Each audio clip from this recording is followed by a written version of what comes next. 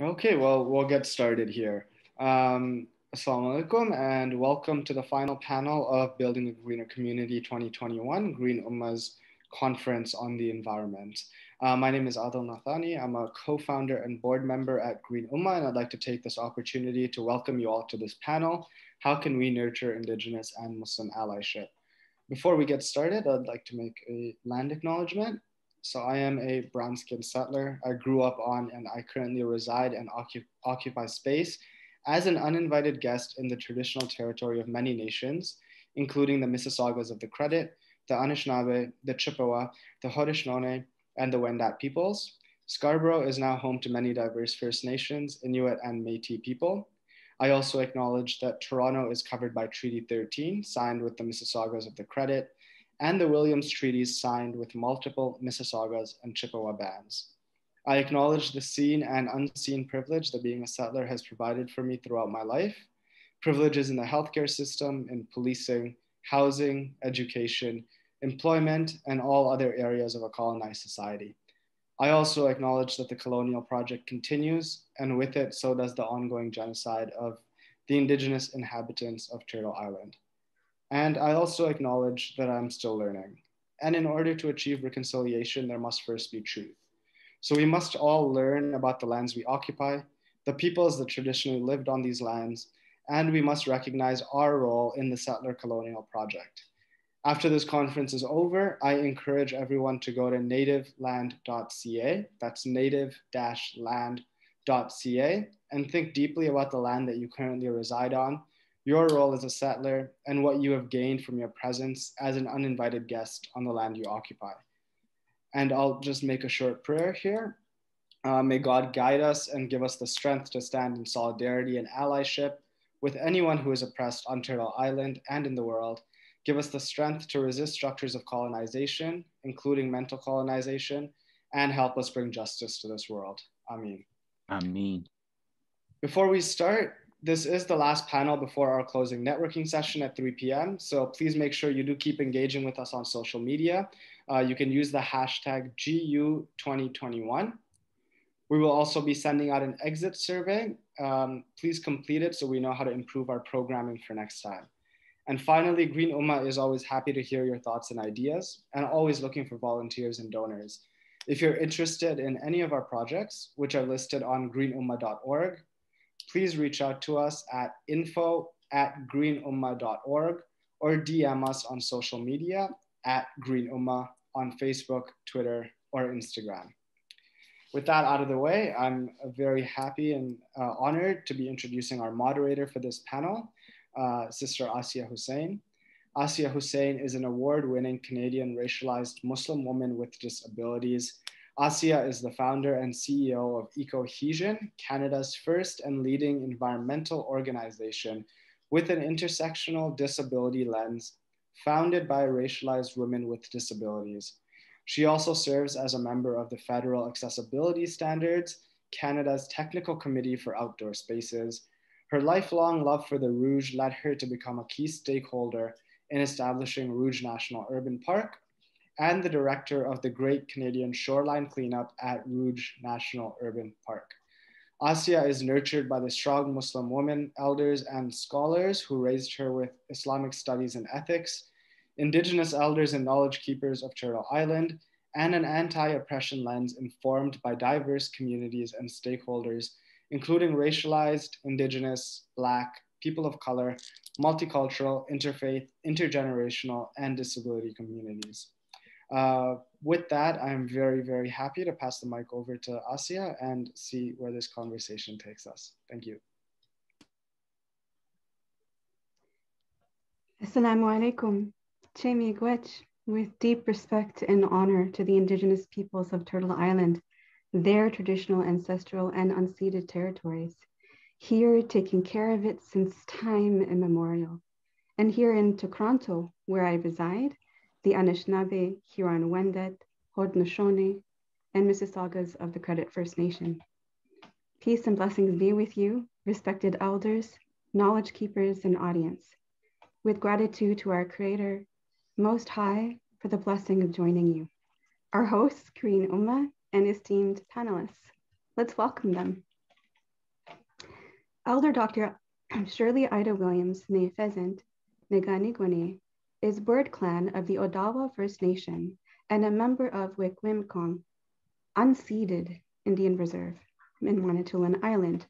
Her Anishinaabe name is Megeze Aukwe, meaning Eagle Woman. She attended St. Joseph's Residential School in Spanish, Ontario. After completing her NS diploma, she received her BA in Native Studies at Trent University and her Native Language Instructor's Program Diploma from Lakehead University in Thunder Bay. She received a certificate in curriculum development from the University of Oklahoma and her master's degree from York University in Environmental Studies. In 2003, she became the only Indigenous person in Canada to achieve the rank of full professor as a dual traditional scholar in recognition of her traditional Indigenous knowledge, outstanding research, and publication record. In 2017, the Ontario Tech University conferred upon Elder Shirley a Doctor of Laws, honoris causa. Elder Shirley has published numerous articles on Indigenous languages and cultures, as well as several language learning resources, including G'daywenina, Our Sound, Our Voice, a collection of Ojibwe and Odawa words organized and presented by themes, and Andeg, The Crow, a bilingual English Ojibwe reader. Elder Shirley has also translated The Water Walker, written by Nokomis Josephine Mandamin. Nokomis Josephine Mandamin. Elder Williams has been teaching language and culture as an elder and professor emeritus in Indigenous Studies at Trent University for 18 years. She has taught Ojibwe Odawa for introduction, intermediate, and a fourth-year course. She has also taught courses on identity, environment, understanding residential schools, immersion language, and Ojibwe language. She's worked with the legendary Anishinaabe elder Nokomis Josephine Mandamin and to establish and lead water walks that respect and honor the waters around the Curve Lake First Nation territory and the Great Lakes, inspiring the world to do the same. She continues to teach on a part-time basis and remains active as a translator, cultural advisor, and elder. With her joining us today is Grandmother Kim Wheatley, Anishinaabe traditional grandmother and ancestral knowledge keeper. Grandmother Kim is an Anishinaabe Ojibwe band member of Shawanaga First Nation Reserve located in the Georgian Bay region of Ontario. She is Turtle Clan and carries the spirit name Shkoden Negan Wawaskonen, which translates to head or leader of the fire flower. She is the mother of 3 daughters and also a proud grandmother of 2 granddaughters and 1 grandson. Grandmother Kim is a multi-award-winning cultural consultant who has represented Canada internationally and locally in diverse circles of engagements. She uses traditional stories, songs, and teachings to generate meaningful relationships based on mutual understandings and respect for the earth. She's been a cultural board member for a variety of organizations and a consultant or presenter for various cultural events spanning over 2 decades across the province, country, and internationally. Some of the key highlights most recently include being the founder of Aboriginal Celebration Day for Durham Region, key organizer for Brampton Indigenous Arts Festival 2016, Great Lakes Water Walk 2017, Masters Indigenous Games 2018, and curator for Fort York's Indigenous Arts Festival 2019. You'll recognize her because she's appeared on TV, radio, and in many news articles connected to her passion of Indigenous knowledge sharing. Kim has worked with over 134 First Nation communities, having organized many Indigenous events, authored 4 books, received city awards, and volunteers on a variety of boards as an Indigenous advisor. Currently working as a cultural consultant, Grandmother Kim is excited to lead the culture and protocol component of the Great Lakes Water Walk. With them joining us today also is Brother Dawood Zwink, who is presently serving as the Manager of Social Justice for the Islamic Society of North America, Canada, which includes Indigenous relationship building and environmental concerns, including climate change. He's been closely associated with the work of Turtle Lodge Central House of Knowledge and Elder Dr. Dave Korsheen since 1986. In 2009 and 2010, he helped develop and finalize the agreement of Kije Otiziwin and Uhuwa, which means an agreement of the spirit of friendship, kindness, brotherhood, sisterhood, sharing, and gentleness between Turtle Lodge and Muslim communities of Canada, signed at the Islamic Institute of Toronto in Scarborough, Ontario. In recent years, he's actively engaged in relationship building with the Mississaugas of the Credit First Nation in Ontario. Regarding the environment, Brother Dawood was a Canadian delegate at the 2019 Climate Change Summit on Divestment Reinvestment in Cape Town, South Africa. He worked closely with Imam Safet Kechovek, who you met yesterday, in editing an environmental fatwa draft, and at the opening press conference, he announced the historic first fatwa anywhere in the world on climate change and fossil fuel divestment by the Fiqh Council of North America, which Imam Kechovek authored. Brother Dawood also organized 3 years of scout trees planting programs for Muslim Scouts Canada groups and the GTA. He was also the organizer of Touch the Earth with Friends of the Rouge Watershed, spring and fall tree planting, and habitat restoration in Rouge National Urban Park. He's also a key team member of Ecovision's Great Canadian Shoreline Cleanup at Rouge National Urban Park. Brother Dawood has served as co-founder, chairman, president, and elder emeritus of the Somali Relief Fund. This work started in 1980 and has helped to address environmental and refugee issues in the Horn of Africa, including tsunami relief, shallow well reconstruction, old growth acacia tree conservation, demonstration gardens with a tree nursery, and solar power for deep wells, which provide water for the local community and camps of minority internally displaced persons. Let's begin and explore, how can we nurture Indigenous and Muslim allyship? And regarding our sacred trust, our sacred responsibility towards Mother Earth. In doing so, how can our communities come together in this? Let's start with Elder Shirley. What are your thoughts? What are my thoughts? In thinking about this, when we were talking, when we were beginning, I jot some notes down. So I thought I would begin from the creation story, because how else do we know? How do we know where we came from and to know where we are going? So in a very short form, I will begin with a little story of creation.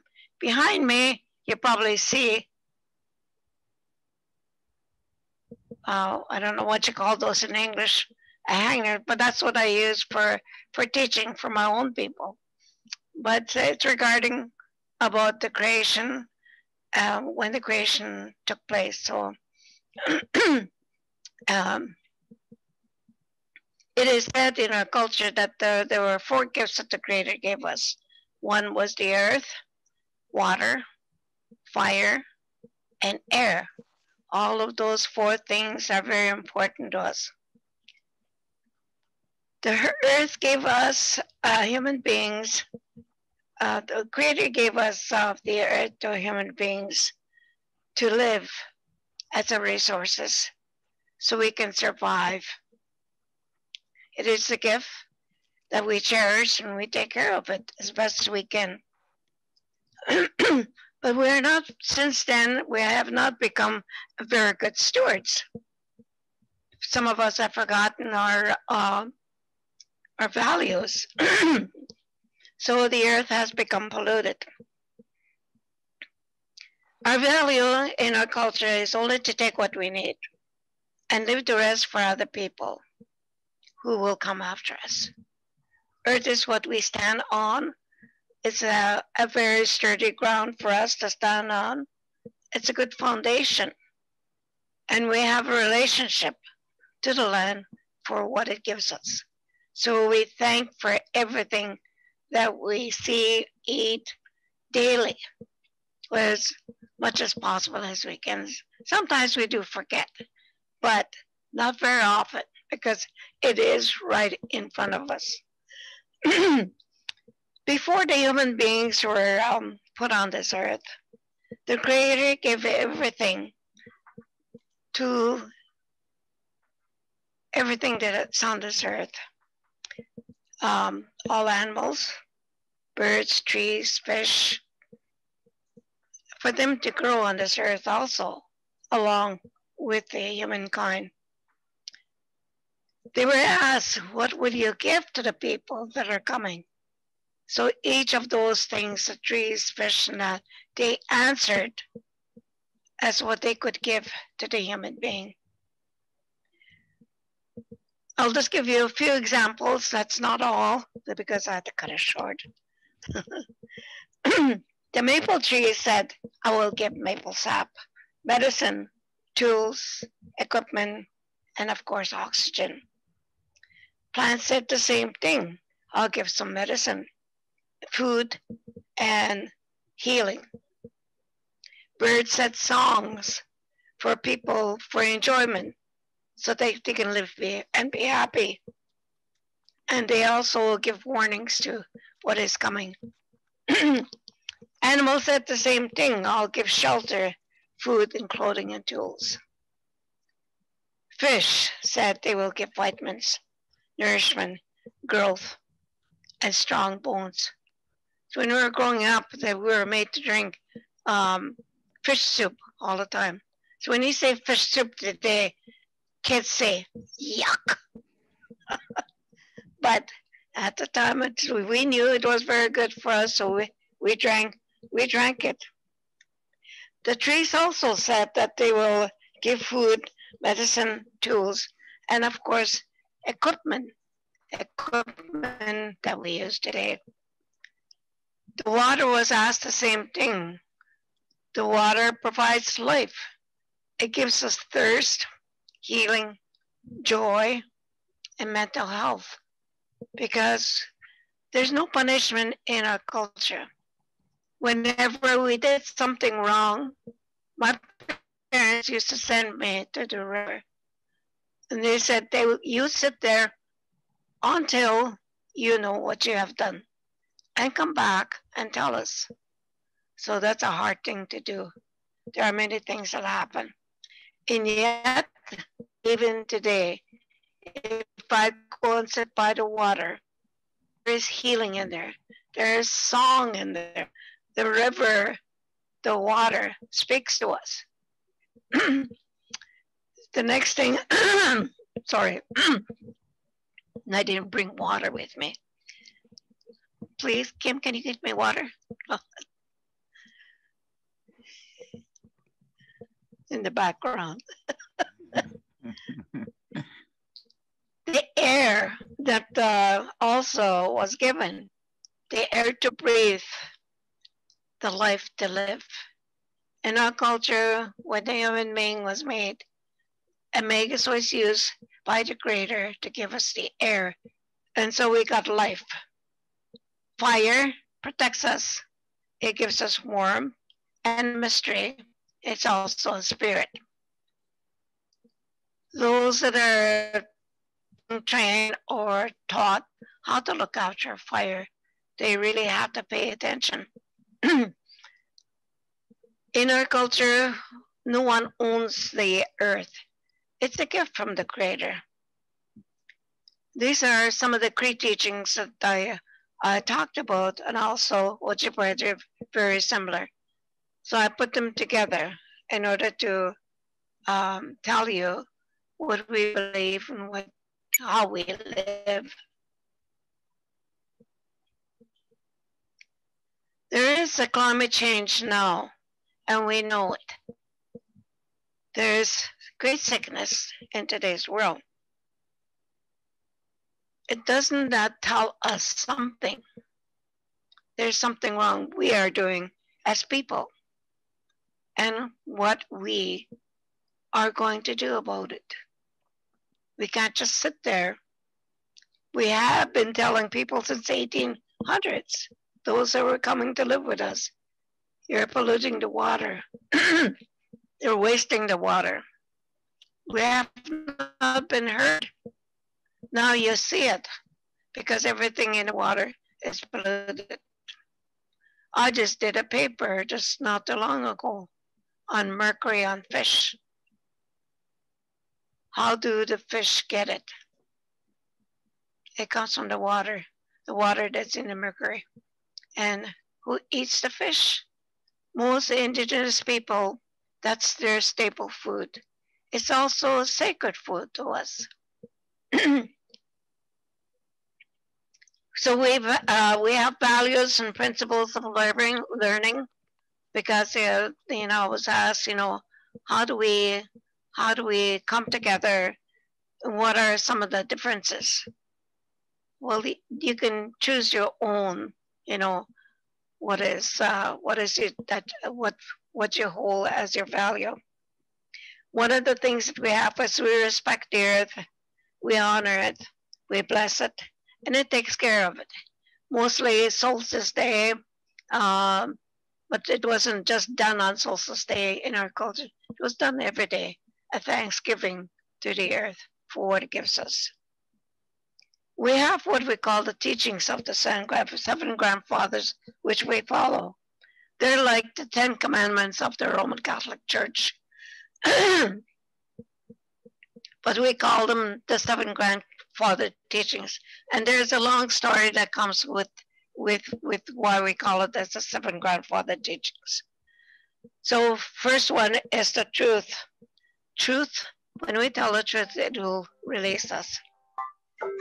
We have wisdom. We also, we trust, we believe. And one of the things that we're told is to pay attention so that you will learn. To pay attention is the silence. I know it's very, very, where we don't pay attention to silence, but silence will speak to you. It'll tell you something. So we learn by that way. We just don't gain wisdom. We gain wisdom as we age, as we grow, as we develop by experience and things like that. It does not make you smart. It makes you reason with life, reason what you're doing. Respect is the other thing that we have. We have the highest respect for somebody. We have respect for all creatures, but we have to earn as to what we do. We have to earn what that respect is about. How you stand, what you say, what you do, how you behave. Those things are very important. When they see you, those things, a lot of people ask me, how do you become an elder? Well, there's no training to become an elder, but it is the training of life, lifelong learning. When you know these things and people recognize it, and then people know that you carry all of those elderly wisdoms. We also have the four, the love. I don't like to use the love because that's many different meanings, but I usually like to use the caring. We care for people. We care for ourselves. We caring is affection to everything. The energy that comes with it, because when we say the word love or caring, because again, meaning that the energy comes right from your heart and it goes out to the next one. That is part of relationship that you relate to somebody. So those are the how we develop that the love. You just don't fall in love. You fall in love with all the things that are here, and you admire them. The other thing that my father told me, he says, you don't have to go to church every day, but to look and see and feel what the Creator gave. To admire the trees is a sign of prayer. So when I always think about that when I see a nice tree growing nice and straight with lots of full of leaves and that, or when it's swaying, because those leaves dance. They dance because they see you. The last, the fifth one is bravery, and it is right now. We need to be brave to face this terrible sickness that's going on to COVID-19. There is nothing easy in this world. There are obstacles which we have to step for, and there are challenges. We have to meet them, and who do we have to depend? That is the Creator. Kishamanado, God, whatever you call the Spirit, that's who you depend on in order to survive, to get over these things. You can cry, and good cry is okay. After you cry, then get up, brush yourselves, and go on from there. 6 is the honesty, to walk with integrity. That is a must for us. In all of these, one must carry a spirit to everything that has a spirit. So honesty is very important, to be honest, what you say.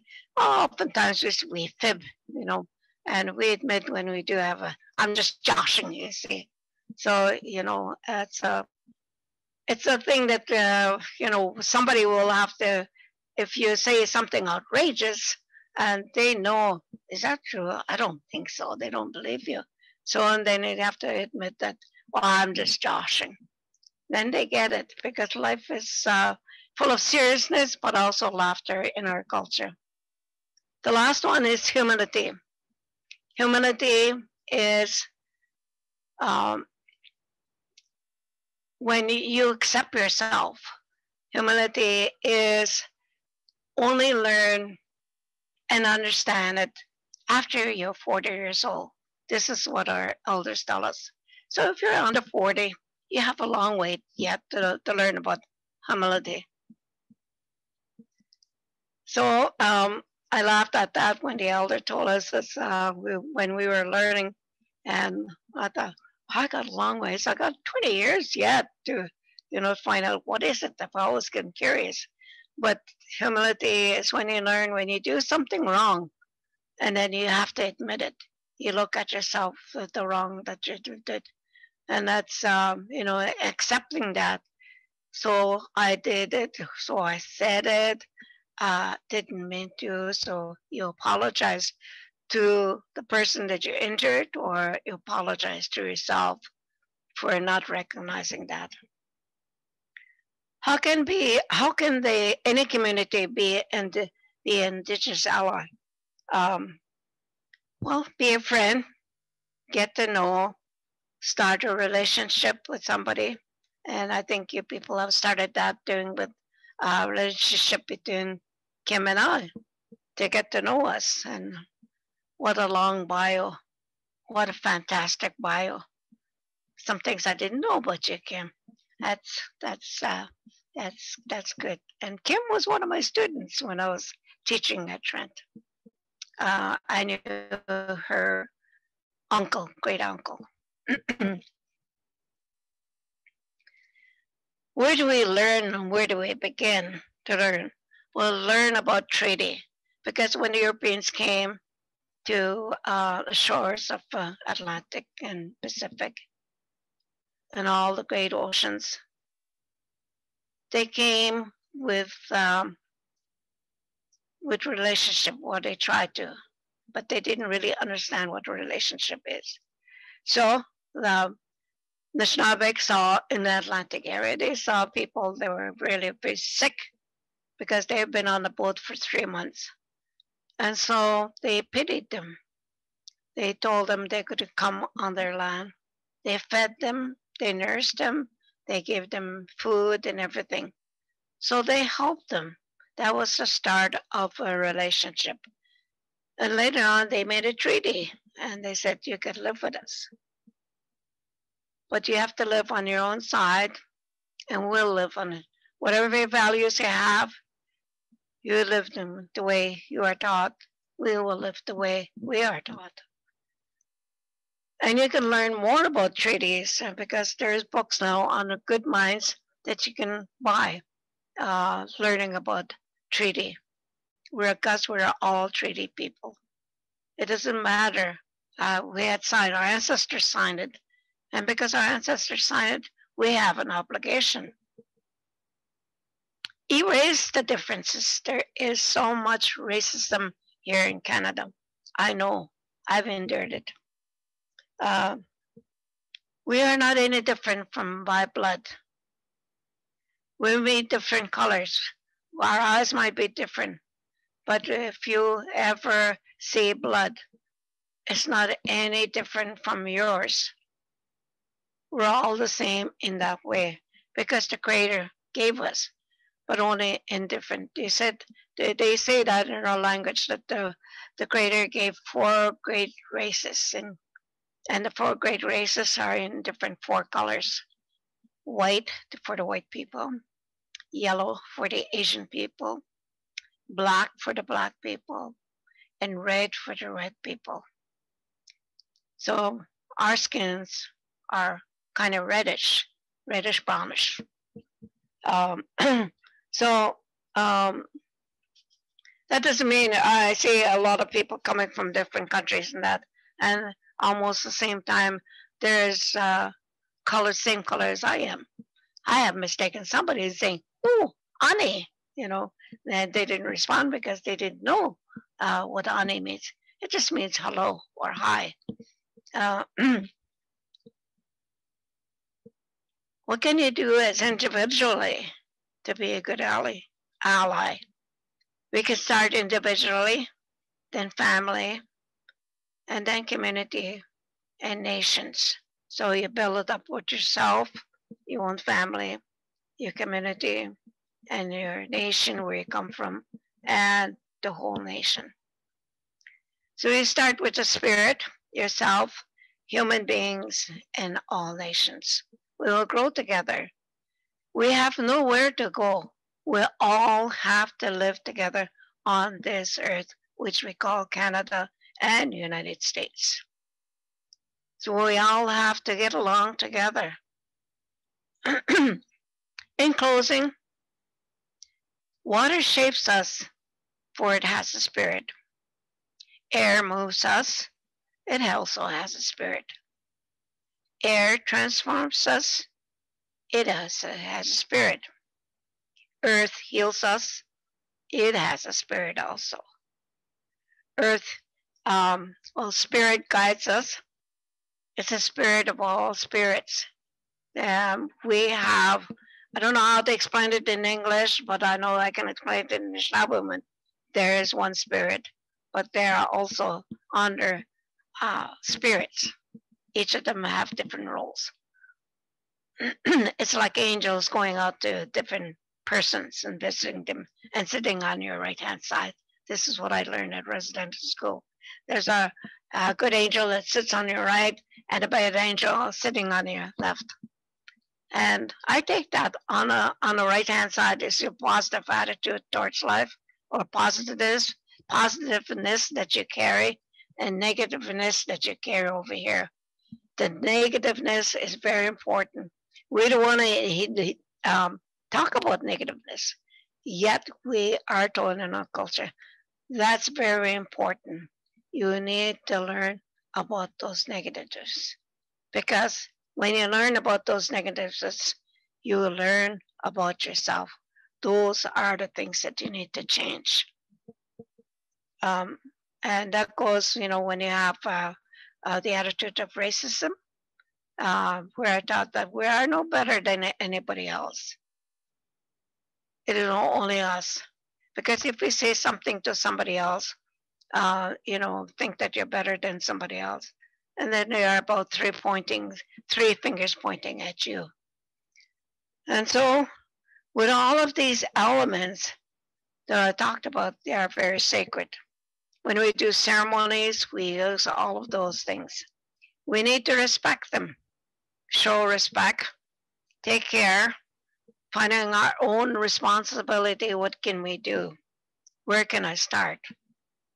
We will feel grateful that we have done something and show for it, as I have done and help with Josephine Mendowman and many other people, because I was a translator for the Unit of Ontarians.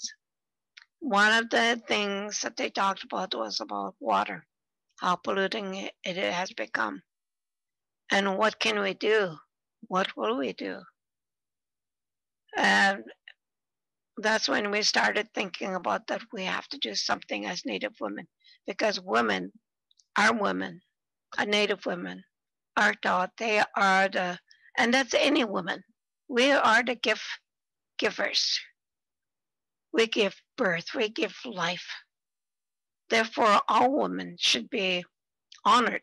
Hey, there's an honor day coming. That's on Monday, International Women's Day. That's every woman here.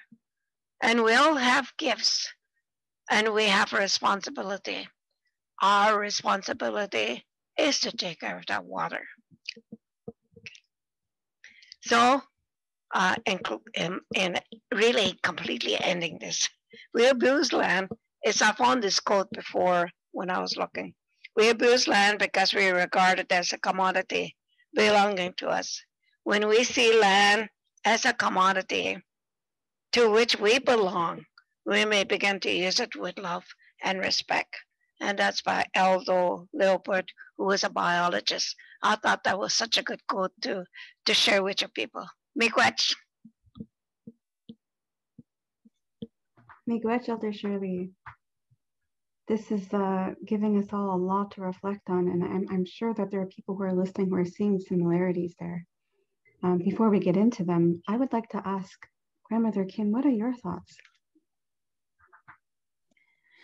Well, miigwech and anin bonjour, everybody. I want to give acknowledgement for Elder Shirley's comments. She covered a lot and covered a lot of ground. And in the interest of time, I'm going to keep my comments brief because I'm not the only person to speak yet. But I want to I want to acknowledge the generosity of spirit and the openness of sharing that elder, who is a highly esteemed elder within our circles, has broken things down today, and for each and one of you will find a nugget of truth. When it comes to allyship, and there are a lot of things that we can do and a lot of things that we have not done, but it's not too late. And for me, when it comes to working with other communities and other voices and other maybe faith-based practices or ways of life, I always like to have a bit of a sharing of our way of life. And we have values, morals, and laws. We have natural laws, universal laws. We have laws that we follow, just like any nation on earth. And these guide us. These are our way of life. And in that process of recognizing that we are spiritual beings having a physical experience and not physical beings having a spiritual experience, our way of life encompasses all the things you see and all the things you don't see. And so when we come to establishing relationship with all beings on the earth, as Elder Shirley was speaking about, we need to acknowledge the mineral world, the plant world, and the animal world as part of our circles of beings and belonging. We all have original instructions we were given. We all have original responsibilities.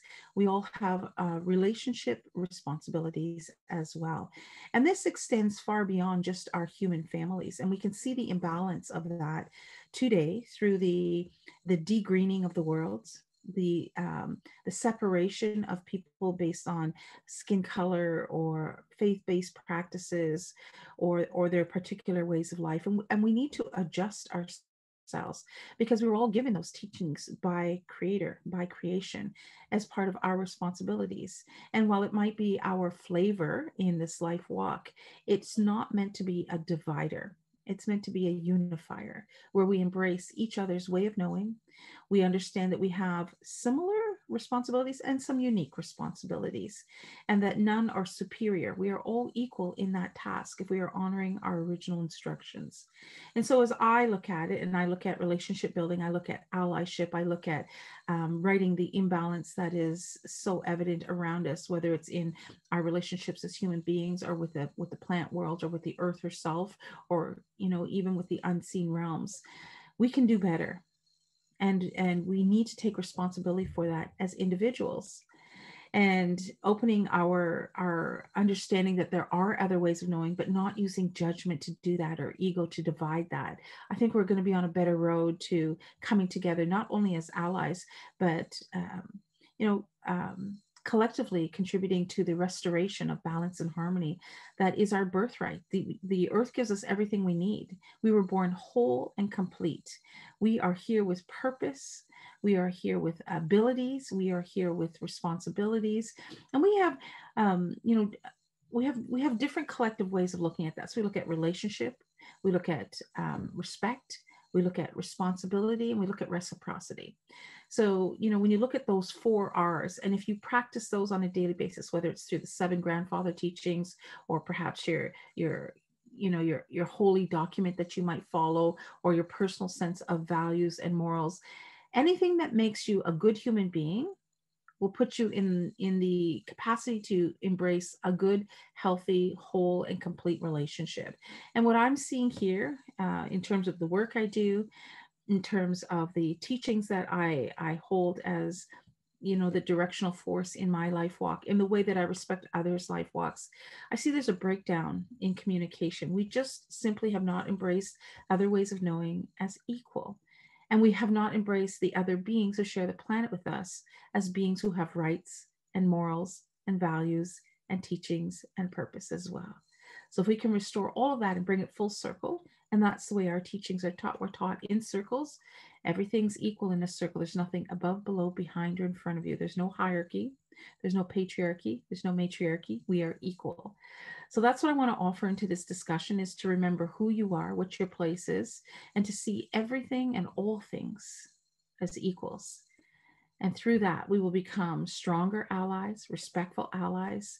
We'll have strong relationships, and we'll be able to move forward with that collective mindset that comes from the heart space to really make a difference in our living lifespans, but also as legacy for those that come long after us, in the same way that those that came before us did that. So those are my thoughts, and those are my words. Miigwech, thank you for listening. Miigwech. These are really profound ways that deeply go in how into how you can nurture not just positive relationships, but healthy, long-lasting relationships. And I'm hoping that as we're all listening to this wisdom that's being shared with such generosity and grace, that we infuse this in our everyday lives, in our relationships with each other, in our relationships with Indigenous peoples, in our relationships with all our relations, people and human and non-human, right? All our relations. This is a teaching from Indigenous peoples. And we say that now in the Muslim community, we say all of creation, they all have rights. Water has a right. She will testify to how we treated her, how we related with her, right? Our siblings, Indigenous peoples, have rights. We will have to testify for how we stood in allyship or not, right? I'd like to ask our elder brother Dawood what your thoughts are on this. My first thought is one of humility at the profoundness of the teachings that have, through tremendous generosity, been shared with us today. And I personally have had the opportunity in person to sit and to hear Grandmother Kim speak at the powwow a couple of years back, 2-3 years back, before the pandemic, at the credit, the Mississaugas of the Credit. And I want to encourage all of the people that are listening and watching to seek out ways to make the connection and make the contact. And as we do that, as we've been encouraged here today, is to take with us our spiritual lessons, our understanding of the Spirit, of our responsibilities, of our place in the relationship of all things. Let me share a very short story, hopefully to remind and illustrate a point for all of our listeners, regardless of their faith, because everybody that's listening is not a Muslim, and all are respected and loved and welcomed. From our original teachings, one of the big stories that I don't hear mentioned very often is about the time in the pre-creation, when the only thing that existed was the Creator, the source of everything. And He brought everything in His presence. Every soul, every being that would ever exist.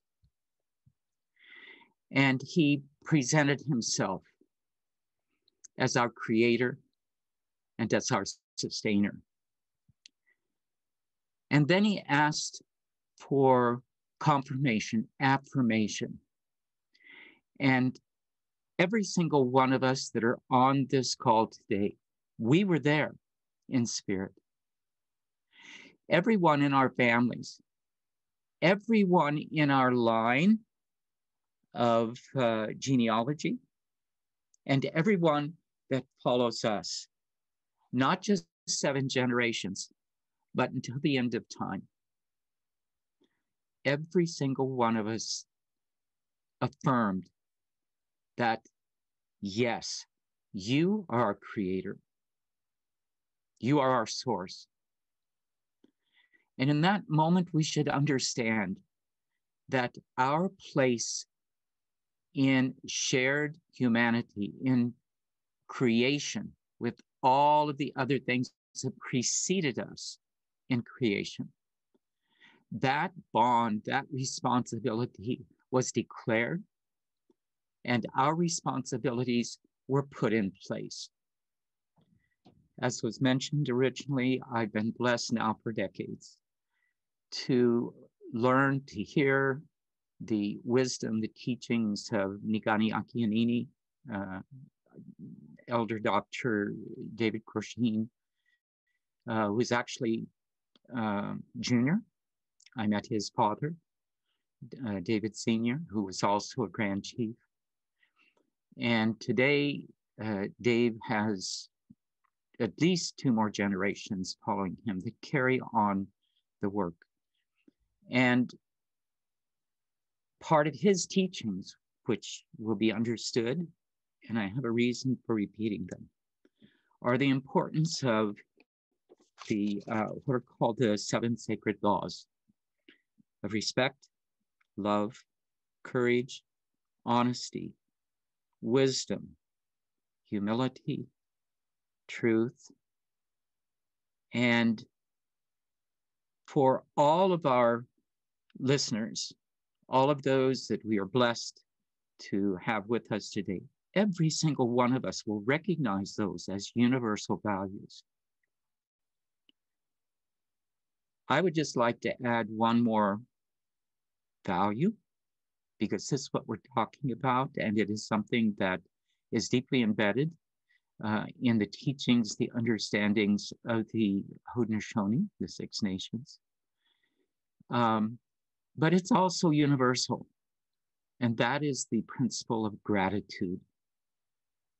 They have a prayer of thanksgiving that they do repeatedly, daily, and again. I'm encouraging all of our listeners to reflect. What does it take in us to deepen these values and to magnify, to expand our humanity? We are one piece, and in our diversity, there is a purpose, a reason, and a responsibility to establish justice.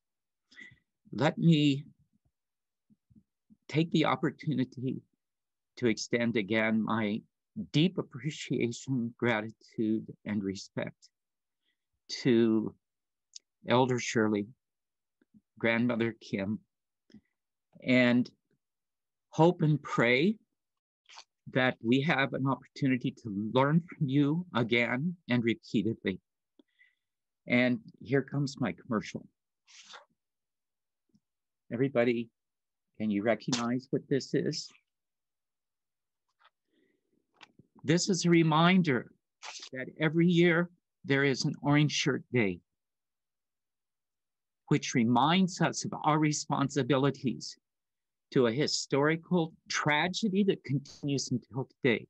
And I want to encourage people, go online and Google or run a search for the Moose Hide Project, which again is a way that we can add our voice and our commitment to stop the tragedy of murdered and missing Indigenous women and girls. This is our responsibility as human beings, but it also is our deep spiritual and moral obligation as people of faith, as Muslims, as Christians, Jews, any other faith, as human beings.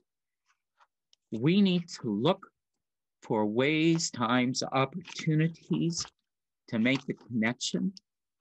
I would request that we benefit from more opportunities, teachings, guidance. I don't know if there are opportunities with Menominee for non-Indigenous people to come and learn from experience. I believe that there are sugar days, maple sugar days. I know part of my family is Pure Lane, and that says something big about Quebec. So I'm finished. I had the sign, but again, Chimigwich from the bottom of my heart. Shukran, thank you, Brother Dawood. I'd like to actually pass it to Grandmother Kim, who might be able to speak a bit to this as well. And as a reminder to our audience, we have about 10 minutes left. So as we're listening, seeing what this means, as you're hearing, all of this, how it can relate to, for example, our not just our shared relationships to each other, but also our environment. The word that Brother Dawood mentioned was Menominee, which is wild rice. I will now pass it over to Grandmother Kim. Thank you so much. Thank you so much, listeners, for staying the course with us. We have some deep-seated thoughts we want to share. But I just wanted to bounce a little bit off of Brother Dawood Zwink's comments. You know, if you're a Canadian citizen, you are a treaty partner.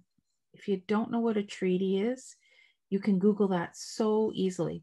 Being a treaty partner means you have responsibilities. I want to let you know that we have upheld our responsibilities since the treaties were first made and even pre-treaty relationship. We have been here extending a hand of friendship for over 500 years. That's when people began coming to our shores. We continue to extend a hand of friendship. And so what we're asking in terms of building allyship is for our allies, all of the settler peoples who come to these lands, to do your part by learning and not waiting to be spoon-fed. You know, we do as much as we can, but it's your responsibility at the end of the day to learn about whose lands you are on and respect it. One other thing I wanted to add, we were placed here whole and complete. We never went to anybody else's land. We've never gone to anybody else's land and claimed it or renamed it. And yet every square inch of our island, we call it Turtle Island based on our creation story, every square inch has just about been renamed, and essentially erasing our identity, our existence, our contributions to this country. And we don't need handouts. That is not making you a good ally. We need hand-ups where you do the part of educating yourself. You do the part of standing by our sides when we are, trying to assert our rights. We are sovereign nations in this country. We are not part of the multicultural pool, and we never will be. This is our home, our land. We welcome people here, and we are doing our part. But it's time for Canadians at large to pull up the reins on doing their part and hold us in that position of equality, not somebody to feel sorry for, not somebody to continue to denigrate and essentially contribute to cultural genocide. We will never become part of the melting pot. We are who we are, and we're proudly so. And we're so happy to continue welcoming people to our great home, our beautiful home, the one Creator gave us. And we have taken care of it as best we can in historic times and contemporary times. And it's time now for other people who come here to respect the lands in the same way we have been encouraging. We are not tree huggers and animal worshipers. We are respecters of all the beings who share the earth with us. So I just really wanted to put that message across before we kind of run out of time. It's your job and you can do it. And I trust you and I believe in you. And there's lots and lots and lots online that you can Google. We've been researched to death. I want people to stop talking and start doing something. Walk your talk. Yeah. Miigwech. Miigwech, exactly. Okay, for the hearing, this is how you say amazing, awesome, okay, in ASL. And this is how you say che miigwech, thank you, to our Indigenous elders and grandmothers joining us here today. And also how you say shukran, thank you, to Brother Dawood from the Muslim faith. And I'm going to tie all of this in together in our last 3 minutes left that we have here. If you're looking for tangible ways of allyship, and including in the environment as well, there are examples existing here. Elder Shirley, Grandmother Kim, Brother Dawood, and I, and generations long before us, and the ones who are coming after, even after the 7 generations after us, have been building bridges, and they're just getting stronger and stronger, and we want you to be a part of it. You heard a bit about the shoreline cleanup. You heard a little bit about water walking. This is a legacy that women have carried since time immemorial. And in our last 3 minutes, think about this. Tomorrow is going to be International Women's Day, right?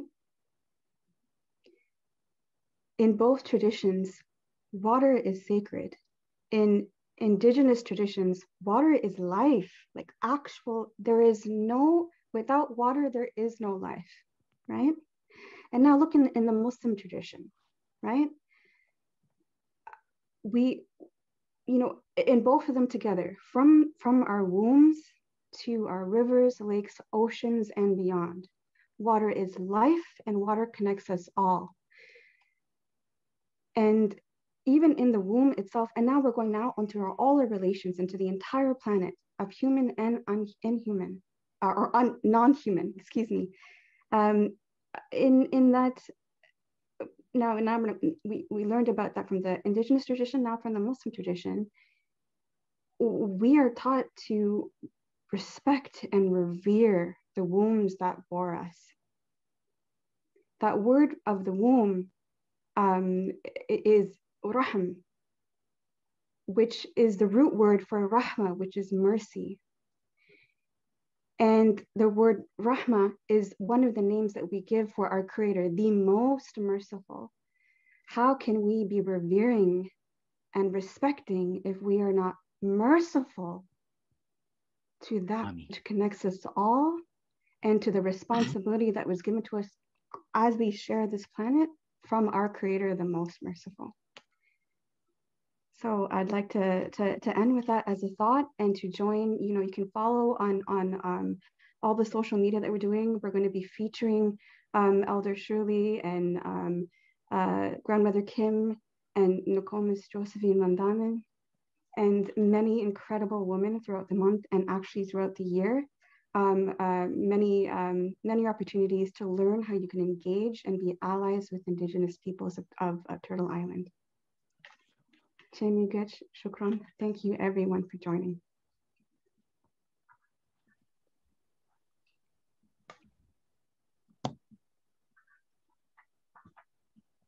Hi everyone. So thank you first of all to our panelists and our moderators, Elder Dr. Shirley Ida Williams, Grandmother Kim Wheatley, Brother Dawood Zwink, and Sister Asia.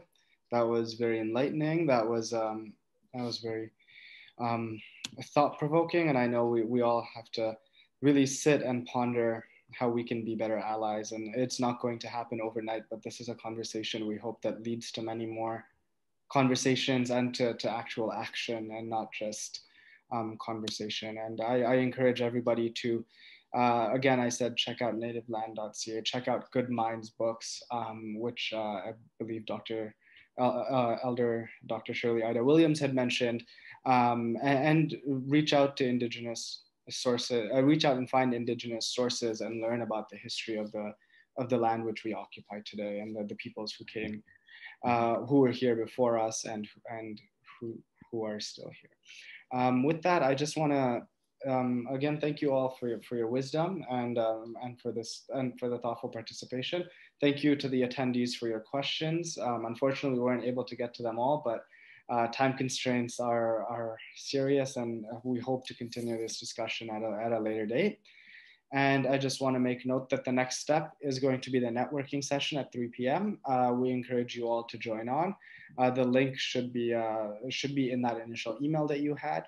And so we'll give everyone a couple of minutes here to reflect and to take a bit of a break before coming back for a small networking session and a closing from Green Ummah. So thank you, everyone, and we hope to see you at the networking session.